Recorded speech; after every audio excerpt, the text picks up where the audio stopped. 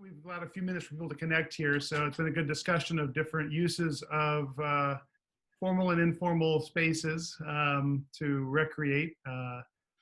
We'll go ahead and get the meeting started now. So I'm Jarrod Goentzel. I'm on the executive committee of the Friends of the Belmont Community Path. The co-committee members Sarah Smith and Eric Bacho are both on the call as well, and they're co-hosts and helping manage this event for me tonight. So thank you for joining. This is a nice segue to a presentation that happened a week ago, Thursday evening, hosted by the Community Path Project Committee by the town of Belmont, providing an update on the 25% design for phase 1 of the Belmont Community Path. With that clear design coming forward, we thought this was a good time to engage more broadly in how the Community Path fits into state plans overall, a little update on what's happening in the state, and a little bit of a glimpse of what is to come for the Belmont section in that broader network. So I was very happy that we have two people from Massachusetts Department of Transportation, and actually part of what's called the Governor's Interagency Trails Team, if I remember the term right. I met them at the MassTrails conference last fall, and they gave a presentation about what's going on in the state more broadly, different initiatives in this state initiative, in the state plans for the MassTrails efforts. And so Peter Sutton, who is the State Bicycle and Pedestrian Coordinator, his formal title, will kick off the session with some of those discussion of some of those presentations and those plans that were shared at the MassTrails conference and a little bit of what's been going on since then. I'll then provide a little bit of a transition for those of you who weren't able to attend last week, exactly what the Belmont Community Path looks like and where we're at in the design phase. And then Michael Trepanier, who is the Trails Program Manager for MassDOT and has been advising Belmont on steps going forward throughout the whole process. Actually, we'll talk about some steps going forward and what's next beyond this 25% design toward construction. So that's the agenda for tonight. So without any further delay, let's have Pete go ahead and bring up a presentation and share what's going on at the state level. Thanks, Pete. Okay, thanks, Jarrod. Share my screen here. Can everybody see that? Yes. Yep. Yeah, okay. Yeah, thanks everybody, and welcome. I just want to say a couple things before I start the presentation. I was able to see the 25% design of the Belmont Path today. I got to spend some time with it. Very impressed, especially around the downtown area by the station. For those folks that were on the call earlier, and I was talking about the Northern Strand going around downtown Lynn and how that's going to be a transformational project. I feel the same way about the whole stretch, especially around downtown Belmont. Is if you're a walker, a cyclist, or a transit user, it's going to really transform the place. I don't know if it's going to do much if you're driving around in your car, but for those other three modes, I think it's going to be a game changer. And I mean, as a cyclist myself, I never quite particularly feel that welcome cycling through downtown Belmont, especially around Concord Avenue and that area. It's just always flooded with cars, and I welcome the fact that it will be separated, and you know, there'll be a little bit more multimodal aspects brought to it, which I'm really excited about. So hopefully those things will continue in that bent. But I'm going to give an overview of the Mass Central Rail Trail in the central part of the state that my Office of Transportation Planning, along with Michael and the rest of the MassTrails team, have overseen over the past year. This is the stretch of the trail between Berlin and Belchertown. It's roughly about 68 miles. The entire trail is about 104 miles between Boston and Northampton. So this is going through some pretty rural stretches, primarily around the Wachusett Reservoir, if you folks are familiar with that. It's a beautiful area, and there are some parts of the trail that are open already. But just wanted to give a little background. A feasibility study is basically us going out there and mapping finding out what is basically on the ground, what's existing there, so we can determine which projects can roll forward as far as implementation levels go, low, medium, and high. And this study at this level of granularity has not taken place prior to this past year. So I think you're going to be quite pleased with the results. The end result was about a map series of about 100 maps, each mapped at about a half a mile each distance along the entire 68 miles. So a huge series to go through, but we're really happy, and I'll go over some of the details of it. Peter, can I just ask if you could use the slide mode or slideshow mode so it can be bigger on the screen? Very good, thank you. Mm-hmm. Yep, so a little background. The original Mass Central Railroad originally ran from Boston west to Northampton. I think its heyday was probably around the turn of the century. It was never a really popular line just because it didn't go through any huge population centers except Boston and Northampton.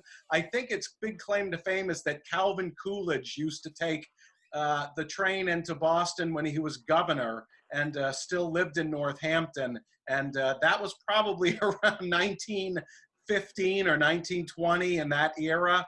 A lot of it is gone now. There are still a couple pieces that are still part of the original lineup in Ware and Palmer, but the vision that we have for it is the same that all of the advocates do, and that's to convert as much of the original 104-mile corridor as possible into an east-west off-road shared use path greenway connecting the two cities.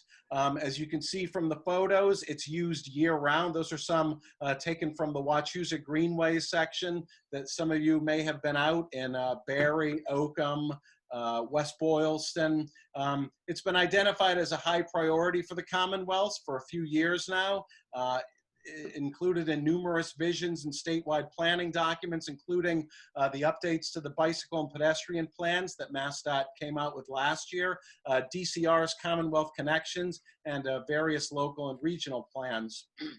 The study purpose: to develop a feasibility study to complete the construction of the trail as an off-road shared use path along as much of the original corridor as we can, again, from the area roughly around 495 and right on the Hudson-Berlin line to the existing terminus of where the Norwottuck Trail ends in Belchertown. This is a great shot of in Ware that the East Quabbin Land Trust just opened last year. This is about a mile-long segment of it, and they're looking to add on to that as well, heading in towards Ware Center. There's another piece of it in Ware. Ownership condition, existing use of the original corridor varies greatly. Some have been converted into a shared use path. Other sections are in public ownership with the rail bed intact, which is good for us. A couple of sections, like I mentioned before, are still used as active railroads, although mostly for just freight storage, nothing major. There are some sections in private ownership with the original rail bed obliterated or converted to a different uses. You'll hear me use that term obliterated a few times during this presentation. That's where the corridor was sold off and people have built on it, either businesses or homes, or it's been converted to different uses. In some cases, it's so old and outdated that it's reverted back to its natural wetland state. For some sections that were converted to a shared use path, the trail was constructed along the original rail bed. Other were built in locations that deviate from the original corridor. Wachusett Greenways has done a phenomenal job as a local advocacy group in actually taking matters into their own hands where the trail was obliterated, especially in places like Holden. And they've detoured around it using existing paths, some of them which are on DCR property, and we're looking to kind of build on that as we build out more and more sections of it. Where the original corridor is gone now. A primary example, this is right here at Chase Hill Road in Sterling. That's an overpass that was reconstructed probably maybe 10 or 15 years ago, but if you look closely, they did not build it wide enough to include a rail with trail. As all of you folks in Belmont are well aware, you must have a 10-foot wide offset at the very minimum to even have that considered. And right there, the existing Pan Am Rail active freight rail goes through there, and there's just not enough room for a trail to be slotted in there as well. So we're looking for some alternate routes through that stretch right there. The trail is, the feasibility study rather, is broken up into 3 segments. This is the original map. We've since reversed them. Segment 1 is now the entire stretch through Belchertown. Segment 2 is from Bondsville to Barry, and segment 3 is from Rutland to Hudson. And this was done by our good friend Tom Kelleher, who a lot of you know. TK Maps, he's basically mapped basically every rail trail in the state, either existing or proposed. A nice little snapshot of that. We basically took all of that information with our GIS staff within the Office of Transportation Planning, and we overlaid a lot of areas of critical environmental concern, wetlands areas. This is a picture that you're seeing right there of the entire corridor through all of the areas, outstanding resource waters, lots of other things. These were all included in the final map as far as existing culverts, culverts that needed repair, missing bridges, the whole lot. And this is symbols of all of those features along the entire 68 miles that were recorded by our consultant through last summer, where they endured sweltering heat, ticks, poison ipy, basically walking or riding as much of the entire corridor as was physically possible, and using handheld GPS applications to get the most up-to-date and comprehensive information in there. Some photos as well, lots of photos being taken. I'm sure some people have been out to the Haunted Tunnel in Clinton, which we hope to incorporate as part of the trail. If you've never been there, it's pretty intense. It's 1,100 feet long, and it's an original tunnel that used to come out and go over the part of the Wachusett Reservoir. Now it's just abandoned, but we would like to use it. It would be a great tourist draw and a destination point for a lot of people walking, cycling, visiting the area, and so on. Like I said, some of the original corridor is so old and abandoned that it's begun reverting back to its original vegetative state. There's a couple in South Barry. There's a bridge that's missing over the Quinnapoxet River in Holden. There's one piece of the active railroad that Massachusetts Central Railroad still runs some freight storage on in Palmer. There's a moose track right next to it. Plenty of wildlife out there. I've seen deer, moose, woodchucks, beavers, you name it. Some of you might be familiar with the Ware Hardwick Covered Bridge, which runs right by the former railroad corridor, the station next to it in Gilbertville. And those are a brief round of the pictures there. So I'm going to get into the actual feasibility study and the work that was done and how it was all laid out. I'm going to use the Belchertown example. I'm not going to go through all 3 segments, just in the essence of time. But this was basically the Belchertown segment with the implementation carved into 3 different levels: light pink, low difficulty, dark pink, moderate difficulty, and purple sections of the trail that we consider high difficulty to build. Along with that, green is where the trail exists right now. Yellow is where the corridor is still intact. And red, the dotted red, is where the corridor has been built on or is otherwise obliterated.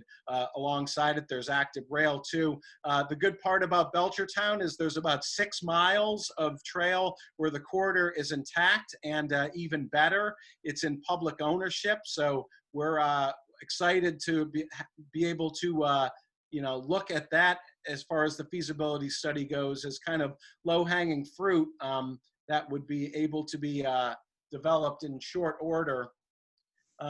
In addition to the maps, we have Matrix.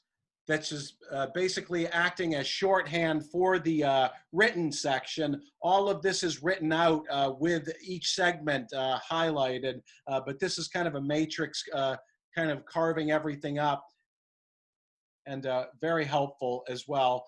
Here's the map series itself. Like I said, basically going roughly every half mile, listing all of the features on the ground. You can see there's a missing bridge right there by Warren Wright Road. There's a active railroad crossing right there where the active trail ends. The yellow is where the corridor is intact. Then it becomes obliterated because people have built on that, but then it continues as intact corridor running alongside the existing New England Central Railroad. Also, there are some roadway grade crossings there, some existing culvert work. So we basically did this for the entire 68 miles of the corridor where there are stream crossings, and we did that over all 3 segments. Here is the segment between Bondsville and Rutland. This segment is probably where there is the least amount of activity going on, where we foresee some major construction work taking place in the form of having to replace entire bridges, having to build retaining walls, ramp structures, so on and so forth, going on localized streets where the corridor no longer exists, especially through downtown Ware.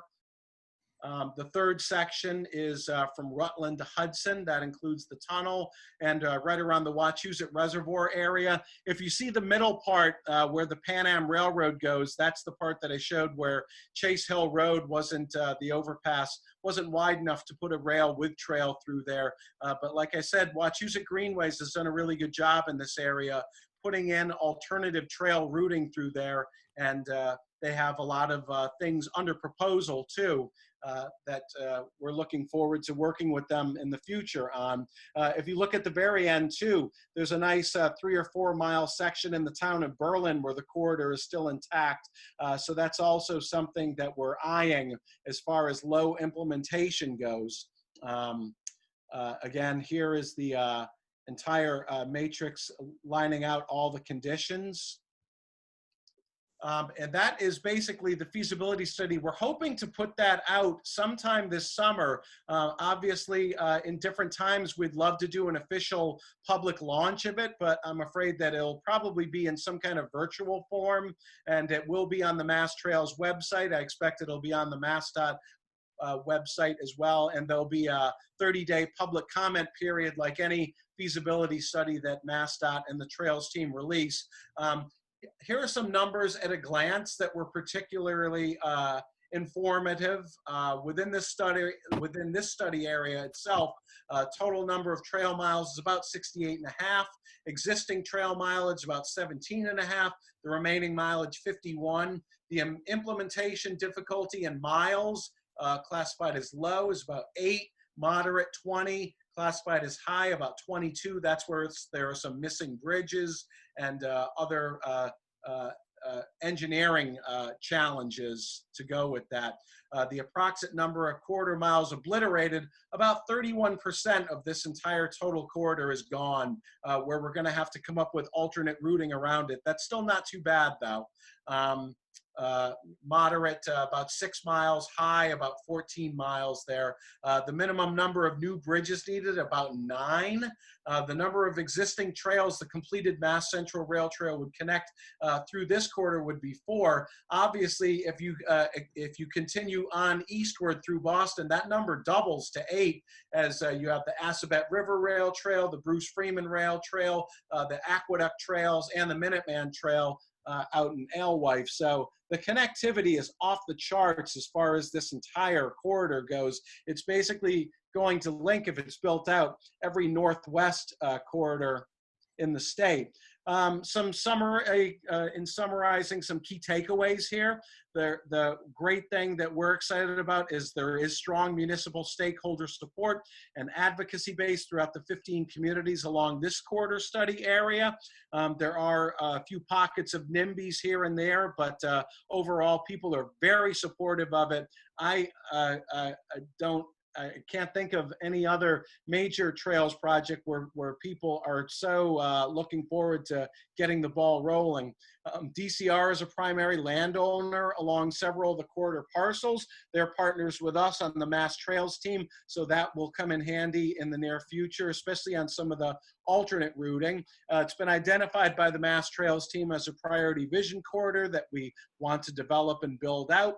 If it is fully built out, the entire 104-mile corridor between Northampton and Boston is positioned to be a major statewide draw for bike tourism, recreation, and transportation. I'm excited about all three of those, especially the tourism. If any of you have heard Craig present before on the Erie Canal Trail in upstate New York, that 350-mile trail between Boston and between Buffalo and Albany regularly generates about $250 million in revenue over the course of the year. And there's no reason why we can't have that at a little smaller scale in Massachusetts. Another key takeaway, over 6 miles of the trail in Belchertown is identified as low implementation, and about $17 million is currently committed to funding various projects on this slide below. Within the corridor study area, we've had MassTrails grant funding in the first round last year in Ware, Hardwick, and Holden. I expect that by next week we'll have made the announcement on the 2020 MassTrails grants, and there'll be a couple more projects that I'll be able to add to this, but not before then. Outside the corridor study area, we have the extension of the Mass Central Rail Trail in the town of Williamsburg, which is adjacent to Northampton. That's in the 2025 TIP. We have trail projects actually on the corridor itself in Hudson, Stowe, and Sudbury. That's a DCR initiative with Eversource that they're working on. There's another MassDOT TIP project in Sudbury and Wayland that's scheduled to roll in 25. Waltham received a MassTrails grant last year for design, engineering, and permitting for their section. DCR is also in preliminary design of reconstructing the bridges over the MBTA commuter rail and again at I-95 as part of the gigantic Main Street redevelopment project where the old Polaroid plant used to be. Belmont, as you all know, received a Trails grant last year for design, engineering, and permitting, which Michael will probably talk more about later on. The Community Path extension is going full bore right up the street from where I live in Somerville. That is taking shape too, and hopefully will be done by December 21. And also, right at the very end, the old Bascule Bridge is an MBTA project, over $200 million, where they're gonna rebuild the entire bridge in 21, and hopefully that final piece going over the Charles River connecting into North Station will be constructed. So that pretty much wraps up my presentation. I know that there was a ton of information to go over in a relatively short period of time. Jarrod, I don't know if you want me to field questions, if there are any now, or wait until the end. It's up to you. Yeah, so there's one in the chat maybe we'll get to, and people can put their questions in the chat. We'll have time at the end to do this. I have one quick clarification question. Can you mentioned DCR and MassDOT both being part of the MassTrails team. Can you say a little bit more about the MassTrails team, how it got formed, and what that is? Yeah, it was basically formed by Governor Baker. One of his cabinet members was a big trail supporter and pushed the governor to really enact this. Prior to 2017, MassDOT, DCR, and EEA, which is the Executive Office of Energy and Environmental Affairs, we're the three biggest trail developers in the entire state. But we didn't really collaborate together on a lot of things. Occasionally we would if we were asked, but it was really the governor's office that was instrumental in bringing all three agencies together and saying, look, why don't you guys pool your resources? You're doing all such great work. And I think that with, you know, the economies of scale, you guys could do even better and bigger projects. And that was, like I said, 3 years ago. And it's been a pretty fruitful partnership between all three agencies where we're helping them out with, they're helping us out with, identify funding sources, definitely not working in a silo anymore, which is, you know, how it should be when you're building out or trying to build out a trail system all across the state. It helps to have everyone on the same page. Mm-hmm. Great. I Thanks.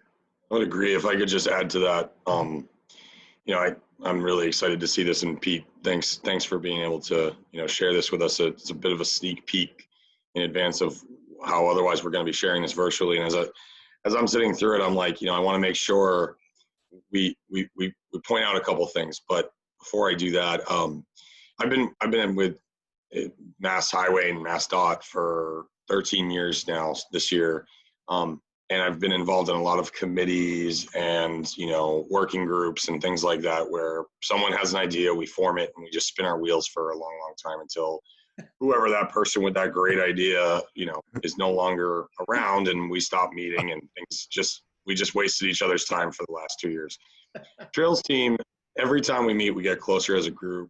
When we first started, we'd all show up with our shirts and ties on, and we're going to the governor's office. And since then, we went from being, you know, we really have become a team. And I think that projects like the project in Belmont in particular, and others along the Mass Central would not have been possible had we not, as Pete put it, pooled our resources and started, you know, steering in the same direction together. And we all bring a very different either set of expertise, skills, or perspective from the various agencies.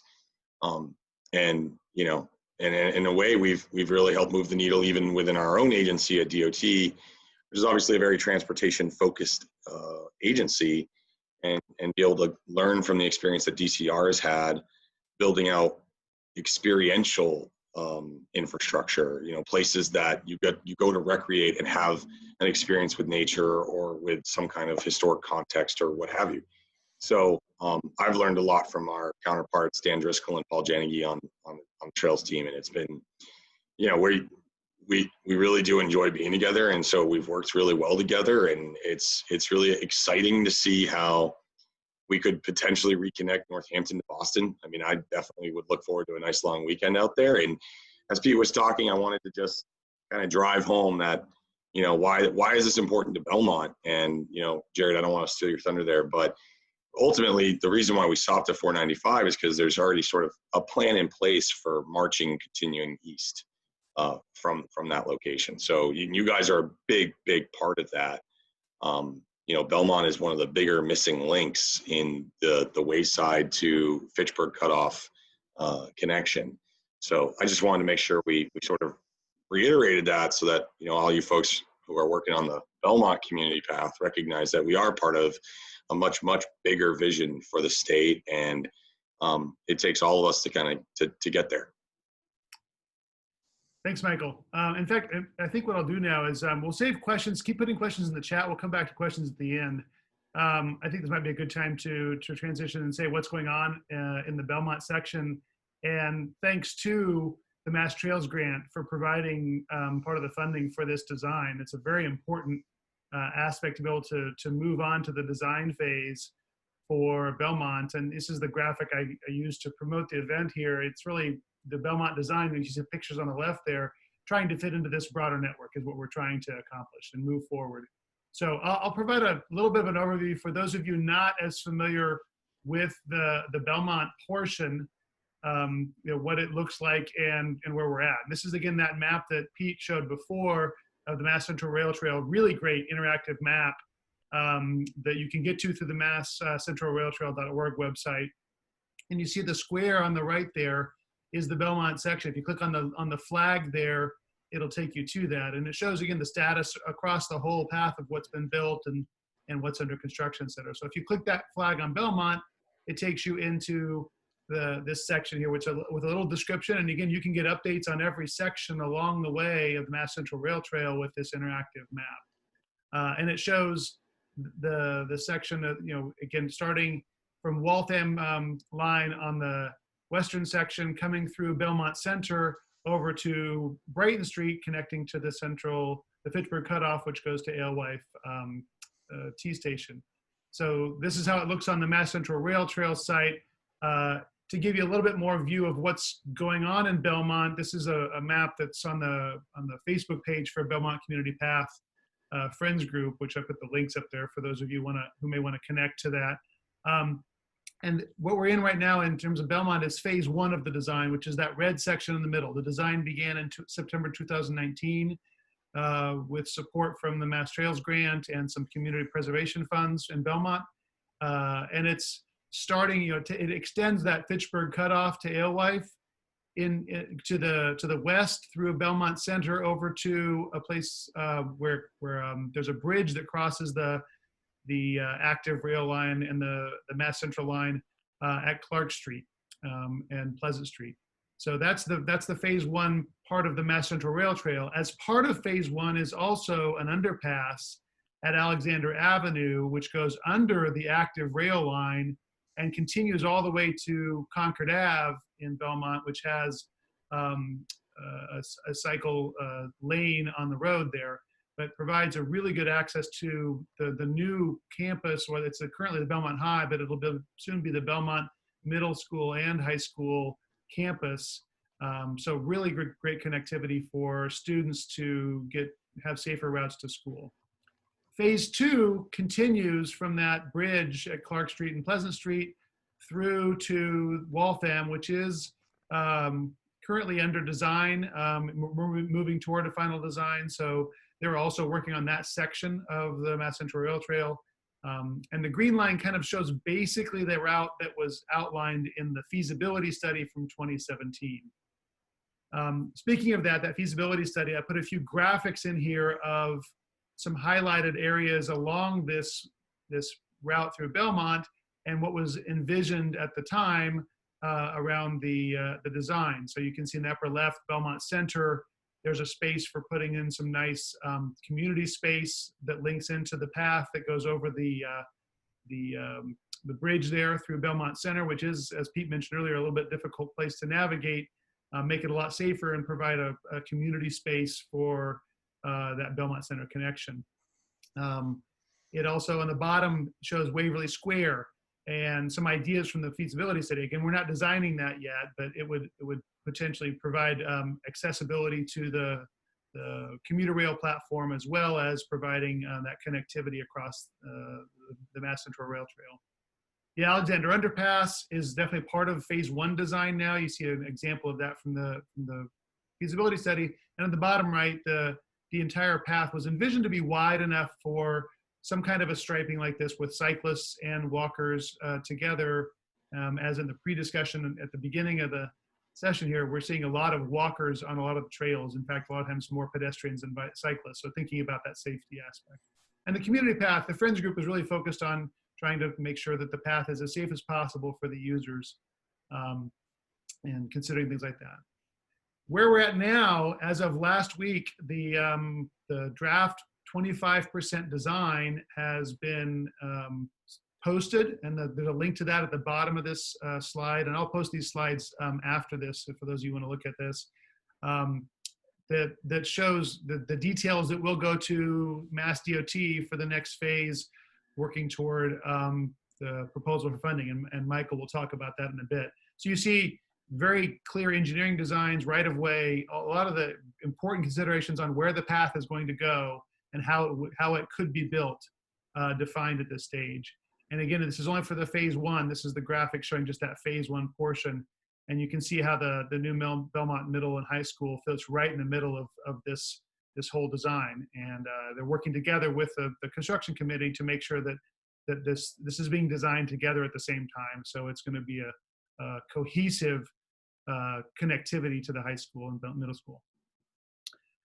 Also, some other examples from the presentation last Thursday, which gives a little bit more color to the design document that's been posted.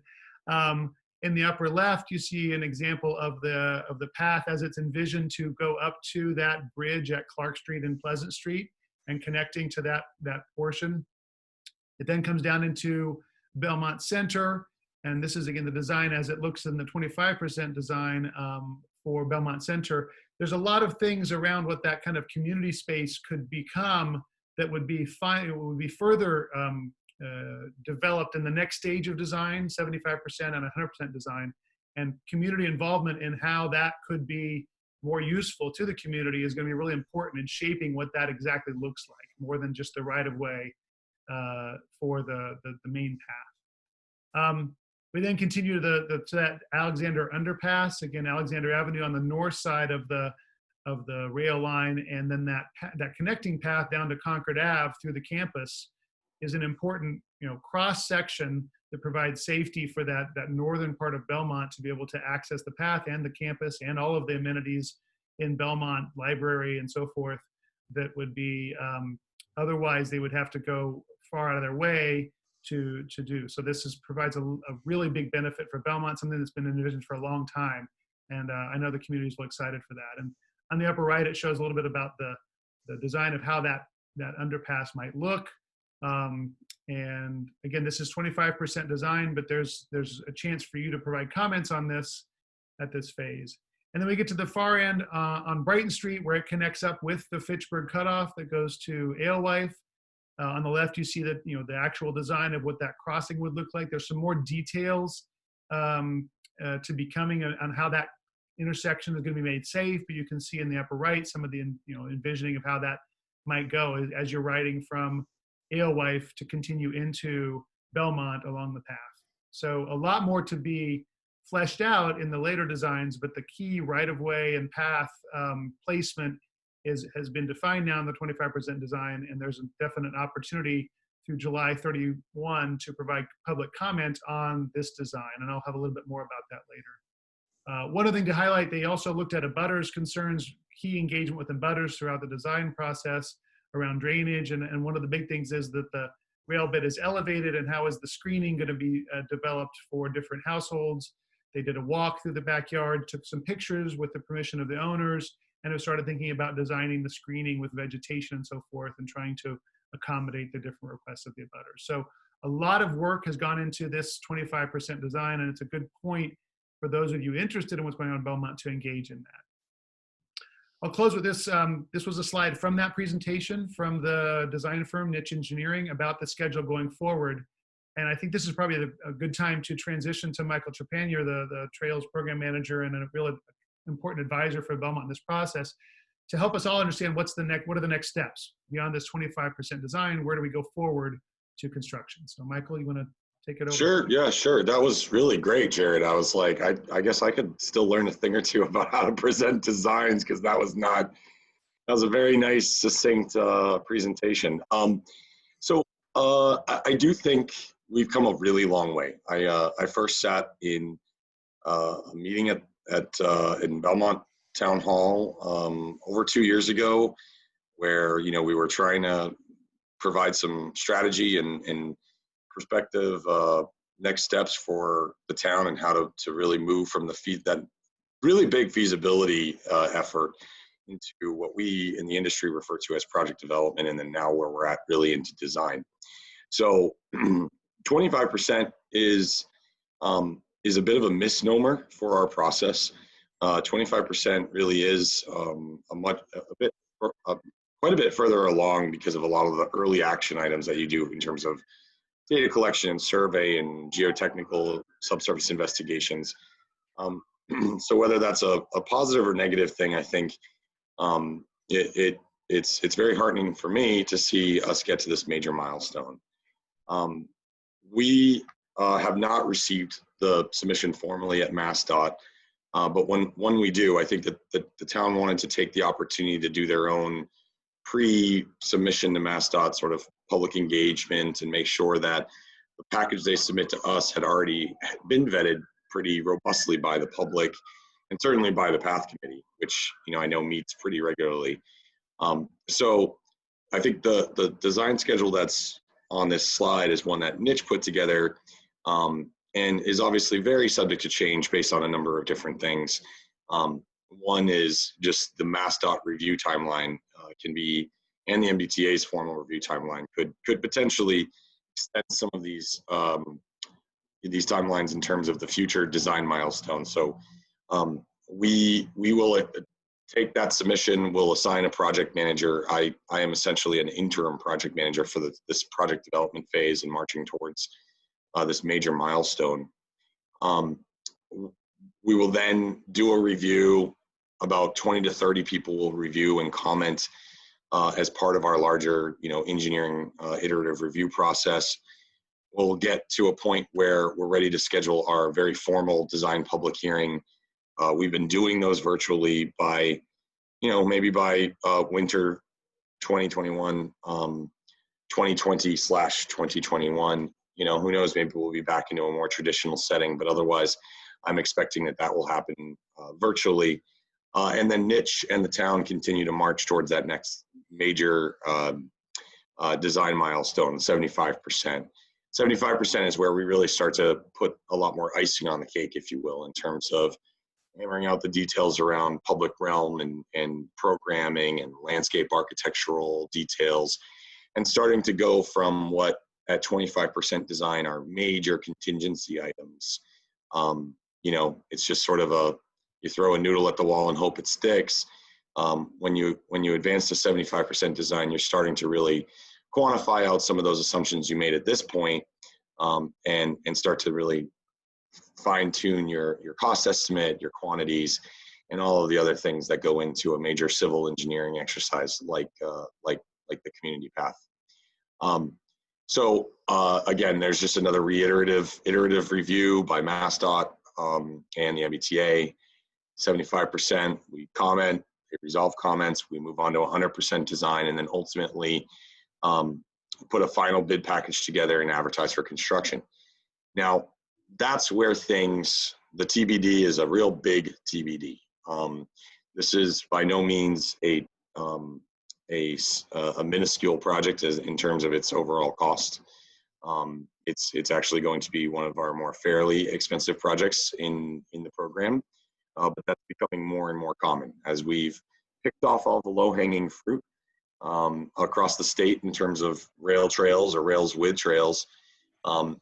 Things are really requiring a much more substantial investment over, some of the easier projects that we've accomplished over the last 20 years. We're really seeing that closing these critical gaps and extending the network is just becoming a much more costly endeavor, and that's one that MassDOT is in particular, with being the real, the stewards of the federal program. We are investing a great deal of money in trails statewide. Our program's around $200 million for our 5-year capital plan, and which is a really exciting number to be managing. And that's my role at MassDOT, is to figure out how do we get projects in the queue and keep them moving. And I'm proud to see this one, after 2 years of effort.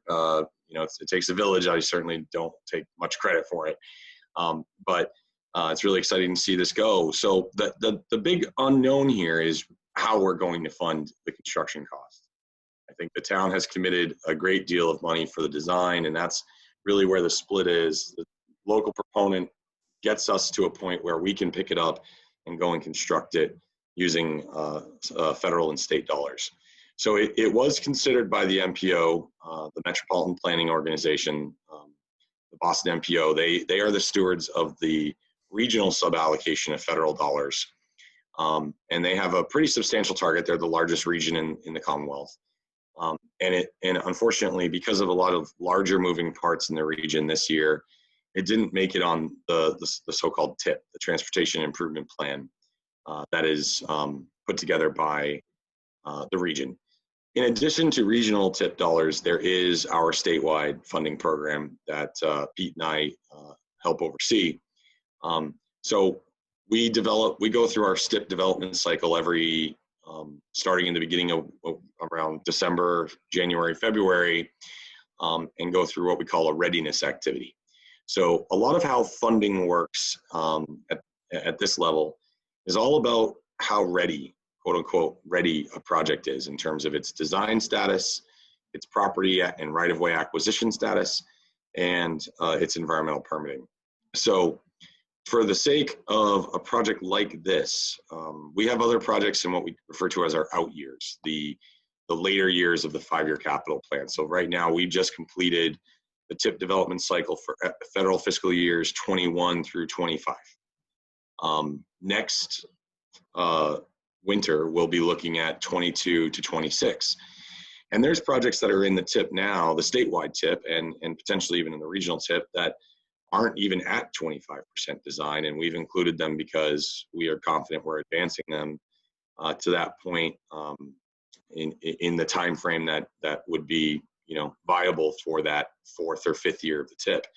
Now, being at 25% design and having that submitted to MassDOT, and even if we're, according to this schedule, if we get a public hearing done prior to that next development cycle, this project's going to be sitting pretty for that eligibility for funding, and potentially we always shuffle the deck in terms of where we think we're going to be in February of each year versus where we're at in the subsequent year. And certain projects just stall. Certain projects, face obstructions that, in a year's time, we say, well, that maybe that one goes out a year and this one moves up. So this one hasn't actually been considered for funding, hasn't made it onto a funding plan yet. But the MPO, I know, was really interested in including it in this year's TIP. And like I said, the way that the cookie crumbled, it just didn't make it.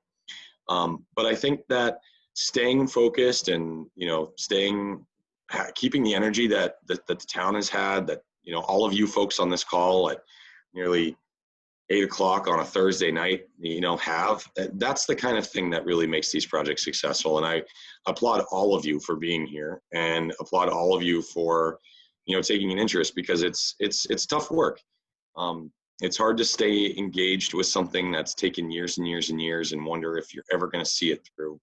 But I can assure you that this is a really, really big milestone, and one you should all be very proud of, as residents of the town of Belmont and as members of this group.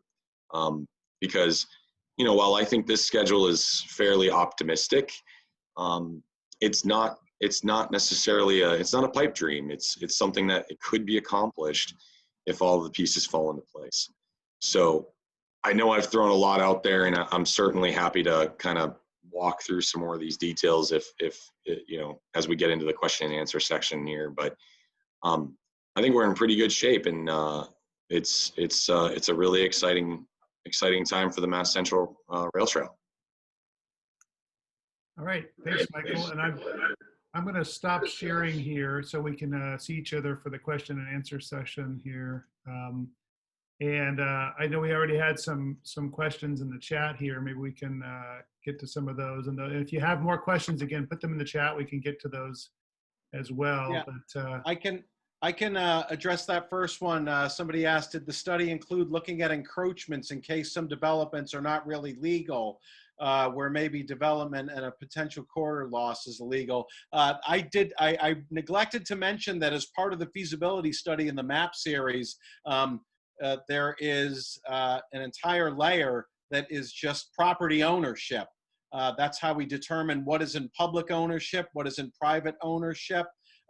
So that's also been mapped, and any place that's in public ownership where we're looking to develop the trail, if there are encroachments, that we'll deal with those when they happen. But yeah, I forgot to mention that fact too, which is also another great part of the whole mapping part of the feasibility study. Actually shows who owns what, and whether it's in public or private ownership, makes things a lot more easier to plan. Well, I have a question for Michael. I wanted to jump in here a little bit too. You talked about kind of timing and the design public hearing and the scheduling of the funding in the MPO. Can you maybe map out the next year on what might happen and how people might engage in that process? Yeah, sure. Sorry, I was distracted. I was trying to do some preliminary homework here, and I've never been to the Yerkes Road underpass. So I was a little distracted by some street view. Yeah, so like I said, Pete and I and others from the Trails team, we get started early on our program planning. We start looking at projects in December. I have a quarterly, I call it a SUP summit, our shared use path summit, that we get all the folks who are working on these projects together once a quarter to kind of talk through what's the status of our stickiest projects, how can we help, how can the group support each other and start to clear obstacles for each other.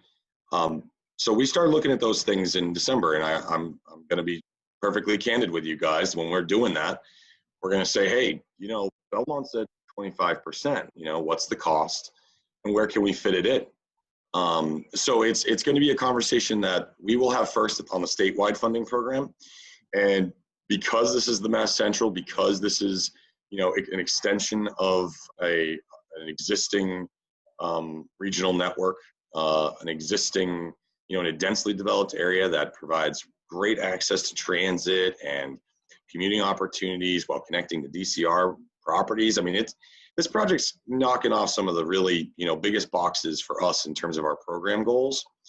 We're going to look at it. Now, the thing is, you might not get what you want from, you know, that previous slide in terms of funding in FY21 or 22, but we may be able to put it in the queue for 24, 25, or 26 and just get it on the plan.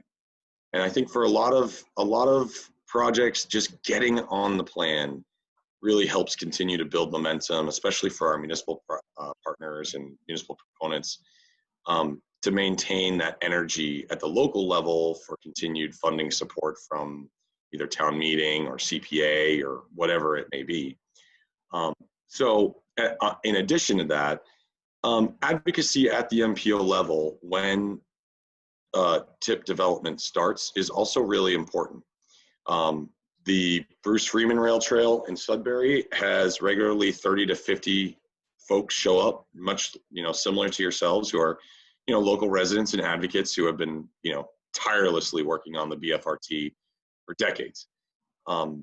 Frankly, the Boston MPO, I think they're a little, I don't want to put words in anyone's mouth, but I think they're a little nervous to, you know, to move that project out a fiscal year or slide a fiscal year even, because they know they're going to face an onslaught of commentary from friends there in Sudbury. And it really does have a pretty substantial impact in terms of the political, maybe that's not the right word, but sort of the will of the MPO to allocate those funds in their bike and ped program, their funding program. So, you know, and I'm certainly happy to, you know, stay in touch with you, Jarrod, and others here to be clear about when those opportunities will arise and when that advocacy will help. You don't need to advocate to us, though, and I think that's to Pete and I think that's, or the Trails team, and I think that's evident in the fact that we're here, that we wanted to really highlight to you guys how important this is to us. I remember my first public meeting, I think it was a select board meeting, and it was like one of those nights where it was like the heat was on, it was hot as heck in the select boardroom, and there's the one first picture you Google of me, and I think I look terrible because I'm just like sweaty and a mess.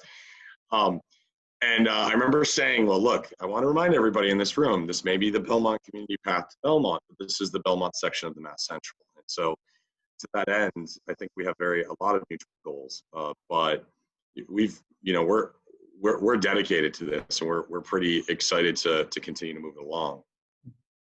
So there's a related question there from Eric Bacho about the TIP process. And by the way, it goes from this fall through May. Is that every year? That's what it did last year. It goes through May next year, this process of getting it scheduled. So there's engagement at different points throughout that, but it finishes in May next year in terms of that next TIP plan, right? Is like next May. Yeah.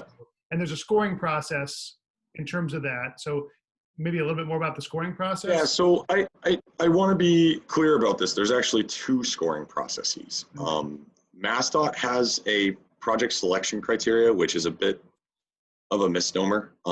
We generally have the same criteria as the MPO does, but the MPO also scores according to a different set of criteria and different scoring rubric.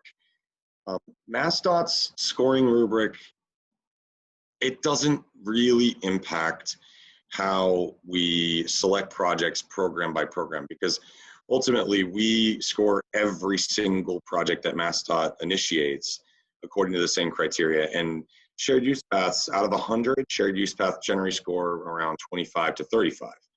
Now, if you said that as a percentage, it wouldn't look that great next to, you know, one of our highest scoring projects is one that I've been involved with in Somerville, the McGrath Boulevard project, which is the idea about tearing down the McCarthy overpass and really urbanizing that boulevard to a more human scaled level. That scored really, really, really high. because it hits on a lot of the points: multimodal accommodation, safety, long-term asset life cycle costs. That part I wouldn't really worry as much about. At the MPO level, though, however, if we're not able to accommodate in a statewide program or whatever, and we still want to compete at the regional level, those scores are something that the MPO staff work very, very closely with your municipal staff, folks like Patrice and Glenn at Town Hall, to they draft a score up. And then there is an opportunity for proponents to provide some feedback. I think that happened this year. And that score actually does start to have a more of an impact on how the region selects projects for their TIP.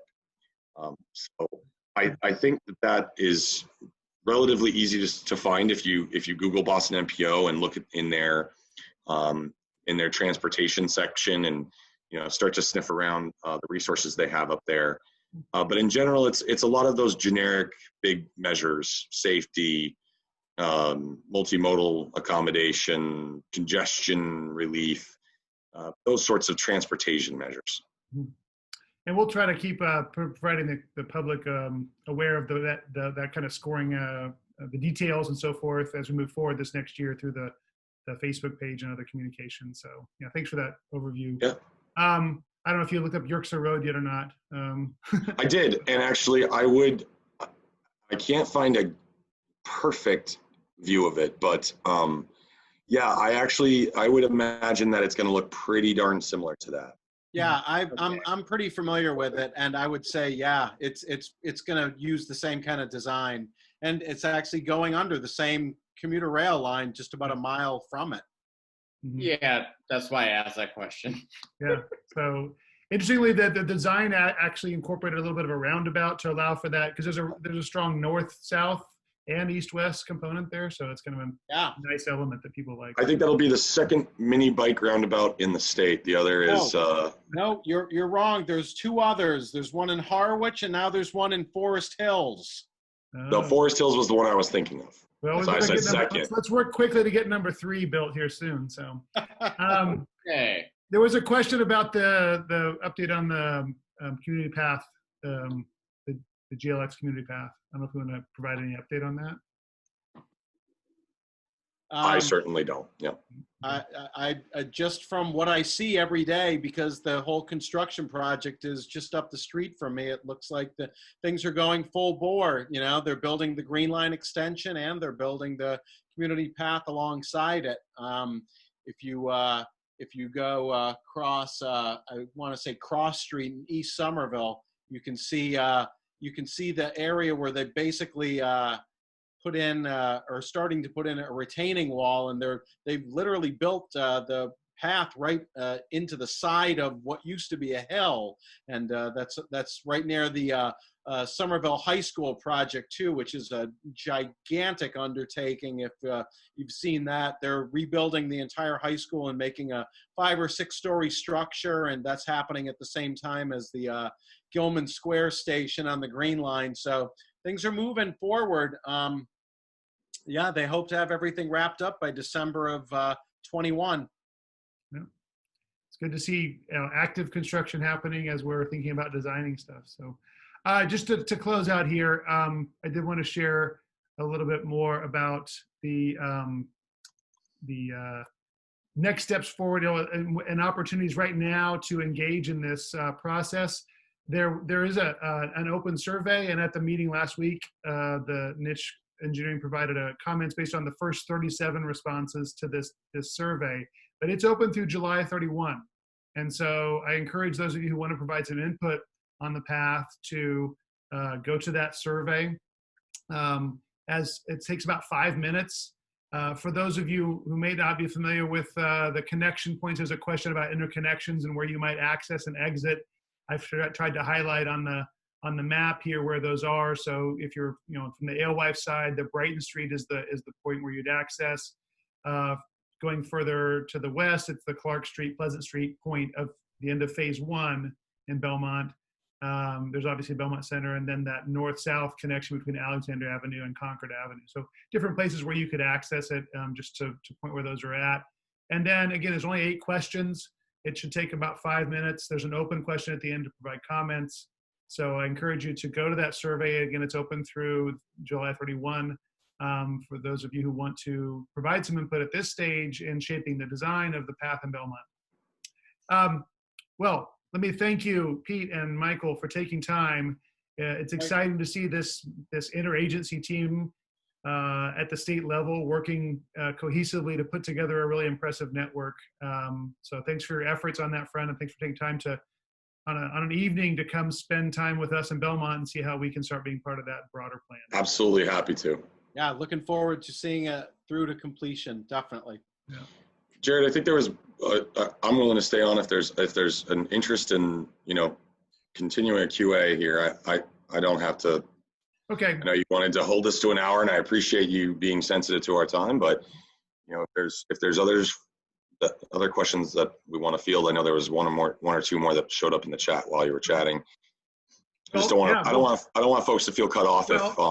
We'll have a recording. We'll end the recording now, but again, we'll continue the conversation. And again, thanks for staying on to do that. All right, great. Yeah.